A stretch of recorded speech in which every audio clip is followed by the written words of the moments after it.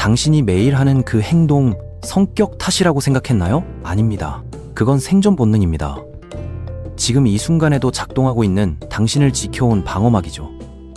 누군가 다가오면 본능적으로 물러서고 존재 자체를 사과하고, 위기에선 감정 없이 냉정해지는 이유가 다 있어요. 지금부터 당신이 정상이라고 믿어왔던 9가지 행동의 진실을 보여드릴게요. 네 번째를 보는 순간 왜 평생 이렇게 지쳐 살아왔는지 이해하게 될 겁니다. 그럼 시작하겠습니다. 9번째, 당신은 존재 자체에 대해 사과합니다. 제가 자리를 너무 많이 차지하나요? 제 목소리가 너무 큰가요? 제가 폐를 끼치는 건 아닐까요? 이런 말을 달고 사는 사람들이 있어요. 공간을 차지하는 것에 대해, 목소리를 내는 것에 대해, 감히 무언가를 원한다는 사실에 대해 끊임없이 미안해하죠. 이건 예의가 아닙니다. 심리치료사 피트 워커가 이름 붙인 파운인이라는 트라우마 반응이에요. 워커는 이걸 위험한 사람한테 잘 보여서 살아남으려는 반응이라고 설명해요. 눈에 띄지 않고 조용히 있어야만 안전했던 시절이 있었죠. 당신의 뇌가 그때를 아직도 기억하고 있는 겁니다. 심리학자들은 이걸 4가지 F 반응이라고 부르는데요. 파이트, 싸우기, 플라이트, 도망가기, 프리즈, 얼어붙기, 그리고 폰, 비위 맞추기입니다. 워커는 여기에 4번째 F인 폰을 추가했어요. 위험에서 벗어날 수 없을 때 우리는 그 위협이 원하는 모습으로 변신하거든요. 자신의 욕구가 화를 일으킨다는 걸 배운 아이는 욕구를 갖는 걸 멈춥니다. 목소리를 내면 벌을 받는다는 걸 배운 어른은 입을 열기도 전에 먼저 사과하는 법을 익히죠. 당신의 뇌는 아직도 그 프로그램을 실행하고 있는 겁니다. 모든 상호작용을 잠재적 위협으로 취급하면서요. 계산대 직원은 당신을 학대한 사람이 아니에요. 상사는 당신의 부모가 아니고요. 하지만 당신의 신경계는 구분을 못합니다. 그래서 계속 움츠러들고 티를 내지 않으려 하고 존재 자체를 미안해하는 거예요. 정말 지치는 일이죠. 8번째, 당신은 위기 상황에서 이상할 정도로 침착합니다. 가족이 응급실에 실려갔을 때 당신은 침착하게 대응해요. 갑자기 프로젝트가 엎어졌을 때 벌써 백업 플랜을 세우고 있죠. 큰 사고 현장을 마주쳤을 때, 다른 사람들이 패닉 상태일 때 당신이 119에 전화합니다. 사람들은 당신을 대단하다고 말하는데요. 여기 어두운 진실이 있어요.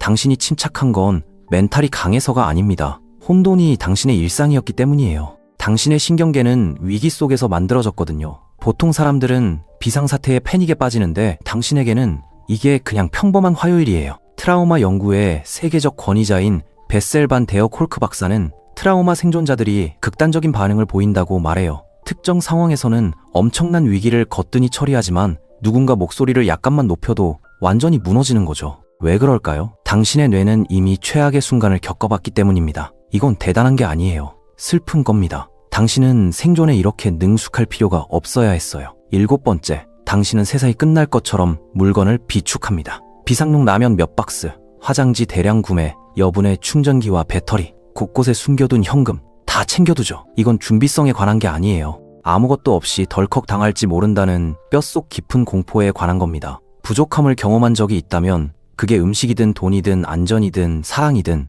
당신의 뇌는 심리학자들이 자원보호라고 부르는 반응을 발달시키거든요. 동물들은 굶주렸을 때 이걸 해요. 인간은 버림받았을 때 이걸 합니다. 당신은 욕심쟁이가 아닙니다. 겁에 질려 있는 거예요. 모든 게 다시 무너진다면 적어도 뭔가는 가지고 있을 테니까요. 잔인한 아이러니는 이겁니다. 아무리 비축해도 진정으로 안전하다고 느껴지지 않는다는 거예요. 왜냐하면 위험은 더 이상 밖에 있지 않거든요. 절대 꺼지지 않는 머릿속 경보 시스템 안에 있는 겁니다. 6번째, 당신은 평생 빚진 것처럼 느끼지 않고서는 도움을 받을 수 없습니다. 누군가 이사를 도와주겠다고 하면 벌써 어떻게 갚을지 계산하고 있어요. 친구가 밥을 사주면 머릿속으로 장부를 작성하죠. 누군가 호의를 베풀면 평생 빚진 기분입니다. 이건 감사가 아니에요. 예의로 포장한 경계심이죠. 과거에 도움이 조건부였을 때, 나중에 그걸 들먹이거나 대가를 요구당했을 때 당신의 뇌는 배웠어요. 친절에는 대가가 따른다는 걸요. 모든 선물에는 숨겨진 대가가 있습니다.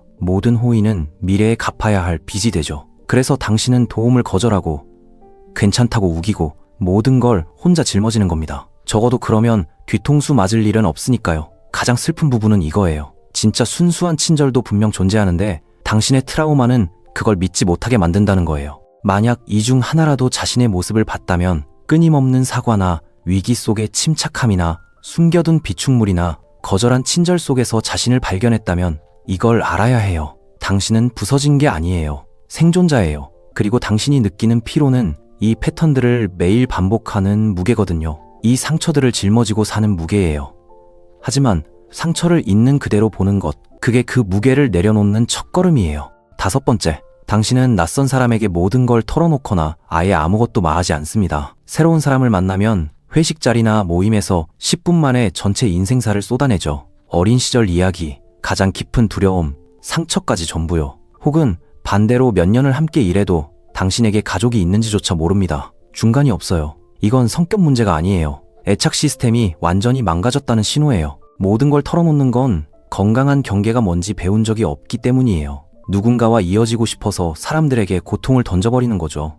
아무나 그걸 받아주기를 바라면서요. 반대로 아예 입을 닫는 건 더 힘든 교훈을 배웠을 때예요. 마음을 여는 건 위험하다는 걸요. 너무 많이 다쳐서 마음의 벽을 쌓아버린 겁니다. 두 길 모두 지치는 일이고 둘 다 결국 당신을 외롭게 만들어요. 왜냐하면 진짜 연결은 중간지대에서 일어나거든요. 당신이 존재하는 줄조차 몰랐던 그곳에서 말이에요. 4번째, 당신은 사람들을 끊임없이 시험합니다. 그들이 머물기 위해 싸울지 보려고 밀어내죠. 그들이 떠날지 보려고 말다툼을 일으켜요. 그들이 쫓아올지 보려고 침묵 속으로 들어갑니다. 이게 당신을 나쁜 사람으로 만드는 건 아니에요. 겁에 질려있게 만들 뿐이죠. 머물러야 했던 모든 사람이 결국 떠났을 때 당신의 뇌는 잔인한 테스트를 만들어냈거든요. 당신의 뇌가 속삭여요. 그들이 나를 다치게 하기 전에 내가 먼저 다치게 하자고요. 이 사람도 다른 모든 사람들처럼 나를 버릴지 보자고 말하죠. 이건 스스로 만든 불행이고 당신 트라우마가 가장 좋아하는 게임이에요. 깊은 곳에서 자신이 사랑받을 수 없다고 너무나 확신한 나머지 아무도 통과할 수 없는 불가능한 시험들을 만들어내는 겁니다. 그리고 그들이 마침내 지쳐서 떠났을 때 당신의 뇌는 말해요. 봐요. 내가 옳다고 했잖아요. 하지만 당신은 옳지 않았어요. 그냥 두려웠을 뿐이에요. 그리고 머물렀을지도 모를 누군가를 밀어냈던 겁니다. 3번째, 당신은 쉬는 것에 대해 죄책감을 느낍니다. 그냥 앉아있는 것조차 잘못된 느낌이에요. 긴장을 풀려고 하면 오히려 불안이 올라와요. 단 하루를 쉬는 것이 완전한 실패자가 된 기분을 만들죠. 당신은 일중독자가 아닙니다. 무언가로부터 도망치고 있는 거예요. 너무나 많은 생존자들에게 고요함은 위험해요. 움직임을 멈출 때 생각들이 따라잡거든요. 감정들이 표면으로 떠오르고 기억들이 가장자리에서 스며들기 시작하죠. 그래서 바쁘게 지냅니다. 피로함이 가치의 증거가 되죠. 중독과 트라우마 전문가인 가보르 마테 박사가 말하듯이 질문은 중독이 왜인가가 아니라 고통이 왜인가입니다. 당신의 중독은 끊임없는 움직임이에요. 당신의 고통은 멈추는 순간 기다리고 있는 거죠. 휴식은 과거에 안전하지 않았어요. 생산적인 게 칭찬받을 수 있는 유일한 것이었을지 모릅니다. 2번째, 당신은 지속적인 눈 맞춤이 불편합니다. 누군가 단 1초만 너무 오래 쳐다봐도 완전히 노출된 느낌이에요. 벌거벗은 것 같고 마치 그들이 안에 모든 부서진 조각을 다 보는 것 같죠. 이건 단지 어색한 게 아닙니다. 본능적 거부감이에요. 이유가 있어요. 눈은 영혼의 창이라고 하잖아요. 영혼이 침해당했을 때 커튼을 닫고 잠그는 법을 배우게 되는 겁니다. 트라우마 생존자들은 종종 시선 회피를 발달시켜요. 누군가를 눈으로 직접 쳐다보는 건 마음을 열어야 하거든요. 신뢰를 요구하고 안전함의 느낌을 요구하죠. 그리고 바로 그것들이 과거의 무기가 되어 쓰였다면 신경계는 그것들을 무슨 수를 써서라도 피하는 법을 배웠어요. 당신은 무례한 게 아니에요. 자신을 보호하고 있는 거죠. 왜냐하면 지난번에 누군가 진정으로 봤을 때 그들이 다치게 했거든요. 그리고 1번째, 당신은 거울 속의 자신을 알아보지 못합니다. 가끔 반사된 모습을 보다가 생각이 스쳐요. 저게 누구지? 자신의 몸과 단절된 느낌이 듭니다. 마치 몸이라는 기계 안에 조종사일 뿐인 것처럼요. 이건 헬이에요. 뇌의 비상 탈출 장치죠. 현실이 견디기에 너무 고통스러웠을 때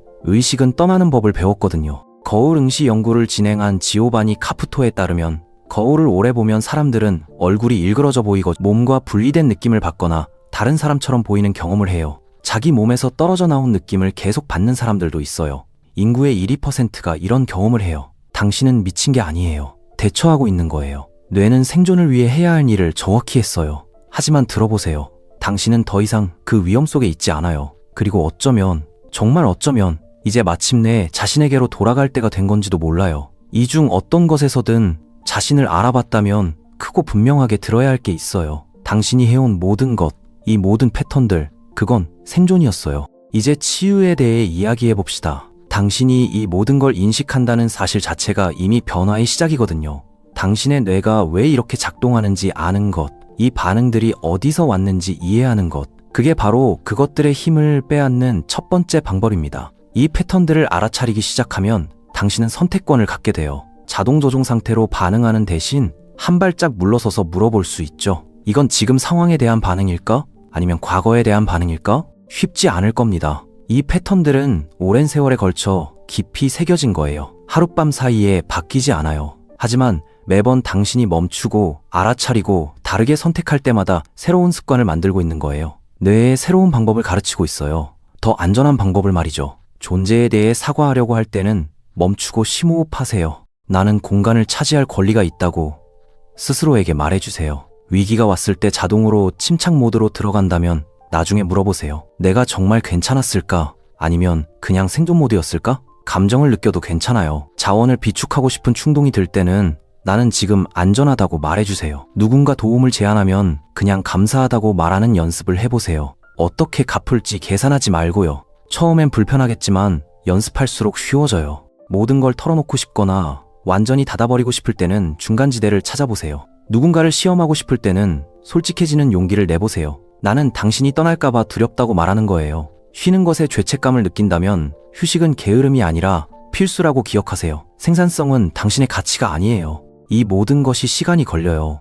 혼자 하기 힘들다면 트라우마 전문 치료사의 도움을 받으세요. 도움을 구하는 건 약함이 아니라 용기예요. 지금 당장 변화할 준비가 안 됐어도 괜찮아요. 이 패턴들은 당신을 살아남게 했거든요. 그것들에게 감사하고 준비됐을 때 천천히 놓아주세요. 신경계가 그걸 믿는데 시간이 걸릴 수 있지만 매일 조금씩 가르칠 수 있어요. 오늘부터 작게 시작하세요. 하나의 패턴을 선택하고 알아차리는 연습을 하는 거예요. 지금 당장 바꾸려고 하지 말고 그냥 알아차리세요. 아, 내가 또 사과하고 있네. 아, 내가 또 시험하고 있네. 알아차림이 변화의 첫걸음이에요. 조금씩 당신은 다르게 사는 법을 배울 거예요. 더 자유롭게, 더 현재에, 덜 두려워하며 언젠가 당신은 돌아보고 깨달을 거예요. 당신이 더 이상 끊임없이 사과하지 않는다는 것을, 도움을 받을 수 있다는 것을, 쉴 수 있다는 것을, 누군가의 눈을 똑바로 쳐다볼 수 있다는 것을, 그리고 거울 속의 그 사람을 알아본다는 것을요. 그들이 낯선 사람이 아니라 당신이라는 것을요. 그게 목표예요.